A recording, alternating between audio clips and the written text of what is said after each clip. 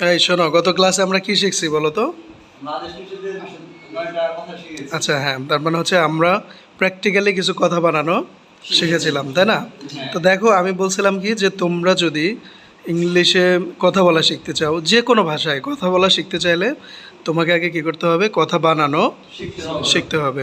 অর্থাৎ তুমি যদি কথা বানাইতেই না পারো, তুমি কিন্তু কথা বলতে পারবা না, তাই না? আর এর জন্য আমি বলছিলাম কি যে কথা বানাইতে হবে প্র্যাকটিক্যালি, মুখে মুখে, রুলস গ্রামার ছাড়া। তুমি যদি ফর্মুলা শিখো, রুলস শিখো, তাহলে সেগুলোই তোমার মাথায় সবসময় কী খাবে? ঘুরপাক খাবে। কিন্তু যদি তুমি রুলস স্ট্রাকচার ছাড়া মুখে মুখে কথা বলতে শিখো, তাহলে সেগুলো কি করা যাবে? প্র্যাকটিক্যালি ব্যবহার করা যাবে, তাই না? যেমন আমি বলছিলাম গো মানে কি জানো? যাওয়া। গো মানে হচ্ছে যাওয়া। প্লে মানে খেলা করা। এগুলোকে কি বলে? হ্যাঁ, কী ধরনের ভার্ব?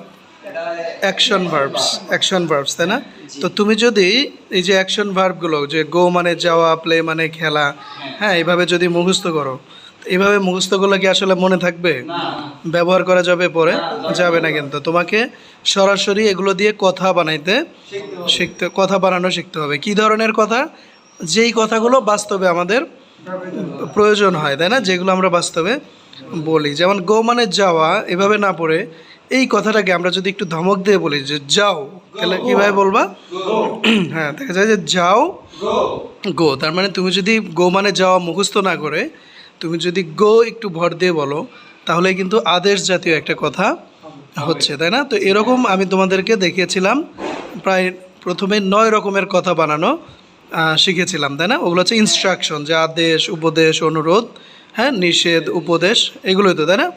প্রস্তাব, তারপর হচ্ছে অনুমতি, এই জাতীয় কথাবার্তা বানানো শিখেছিলাম। হ্যাঁ, তারপরে কিন্তু আমরা আবার শিখেছিলাম যে কিভাবে পার্সন এবং ভার্বকে একসাথে করে কি সাবজেক্ট ভার্ব জাতীয় কথাবার্তা বানানো যায়, এবং রুলস গ্রামার টেন্স ছাড়া, তাই না? সরাসরি ভোক্যাবুলারি ব্যবহার করে করে প্র্যাকটিক্যালি বানানো শিখেছিলাম।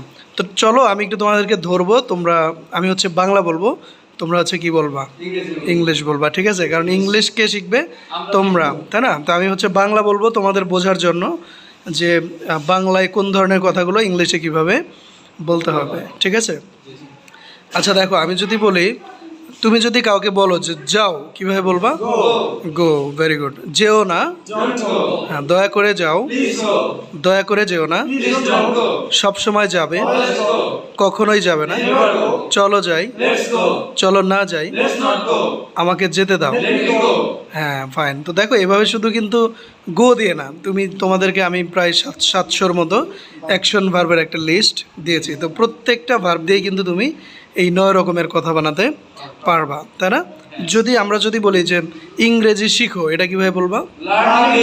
হ্যাঁ, ইংরেজি শিখো না, দয়া করে ইংরেজি শেখো, দয়া করে ইংরেজি শিখো না, হ্যাঁ, সবসময় ইংলিশ শিখবে, কখনো ইংলিশ শিখবে না, চলো ইংলিশ শিখি, চলো ইংলিশ না শিখি, হ্যাঁ, লেটস নট লার্ন ইংলিশ, আমাকে ইংলিশ শিখতে দাও। ওকে, ভেরি গুড। তো এই পর্যায়ে আমরা হলো 9টি কথা বানানো শিখেছিলাম। তো এরপরে আমরা শিখেছিলাম হচ্ছে আরও কয়টি?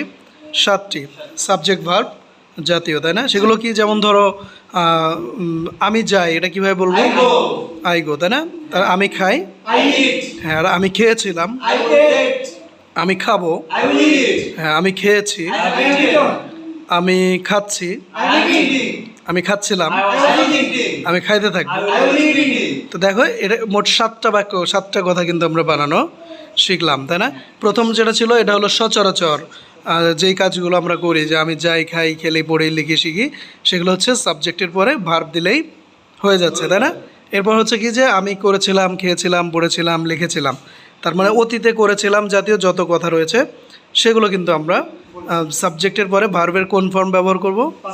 Past form. পাস্ট ফর্ম ব্যবহার করে সেই কথাগুলো বলতে পারবো। এরপর হচ্ছে আমি বলেছিলাম যে ভবিষ্যতে করব, যেমন আমি যাব, খাবো, খেলবো, পড়বো, এই জাতীয় কথা যেন কীভাবে বানাবো? হ্যাঁ, যে সাবজেক্ট, এরপরে উইল দিব, তারপরে মূল ভার্বটা ব্যবহার করব, তাই না? এরপরে বলেছিলাম যে আমি করেছি, খেয়েছি, পড়েছি, লিখেছি, এই টাইপের কথা বলবো হচ্ছে সাবজেক্ট, তারপরে হ্যাভ হ্যাজ এবং ভার্বের পাস্ট পার্টিসিপল দিয়ে, তাই না?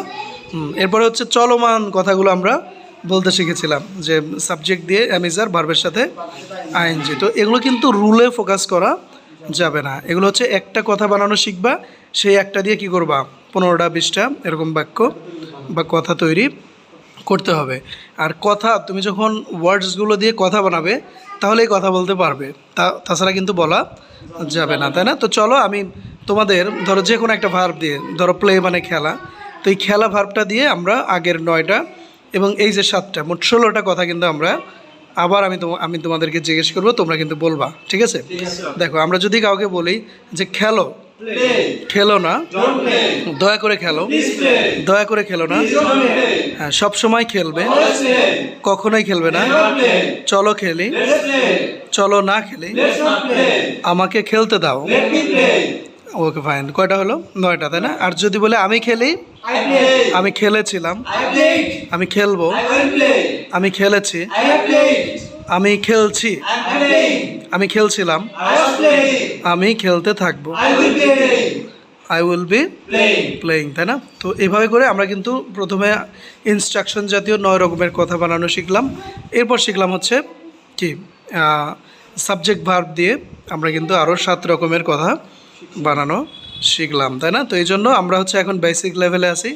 কথা বলতে গেলে আগে কথা বানানো শিখতে হবে। এই পর্যন্ত আমরা 16 রকমের কথা বানানো শিখলাম। আজকে কিন্তু আমরা আরও নতুন কিছু কথা বানানো শিখবো, ঠিক আছে?